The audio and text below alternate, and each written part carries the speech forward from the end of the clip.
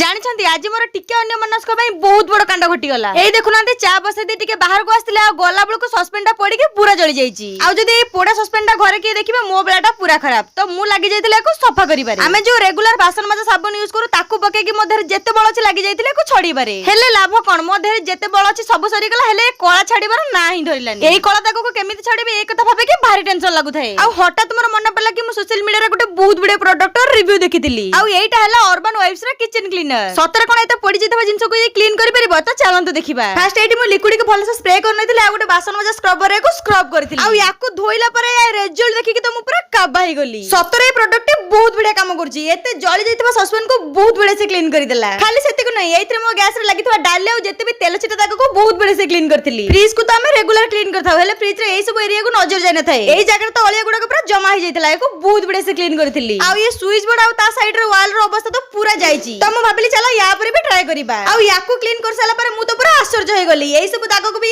ବହୁତ ବଢିଆ ସେ କ୍ଲିନ କରି ଦଉଛି। ସତରେ এই ପ୍ରଡକ୍ଟ ବହୁତ ବଢିଆ କାମ କରୁଛି। ମତେ ତ ପର୍ସନାଲି এই ପ୍ରଡକ୍ଟ ବହୁତ ବଢିଆ ଲାଗିଲା। ଯଦି ଆପଣ ମାନଙ୍କୁ ବି এই ପ୍ରଡକ୍ଟ ଦରକାର Amazon, Flipkart, Meesho ସବୁଥିରେ अवेलेबल ଅଛି। ଯଦି ଆପଣ ମାନଙ୍କୁ ଲିଙ୍କ ଦରକାର ମତେ ଫଲୋ କରି କମେଣ୍ଟ ବକ୍ସ ରେ ଲିଙ୍କ ଟାଇପ କରନ୍ତୁ, ମୁଁ ଆପଣ ମାନଙ୍କୁ ଡାଇରେକ୍ଟ DM କରିଦେବି।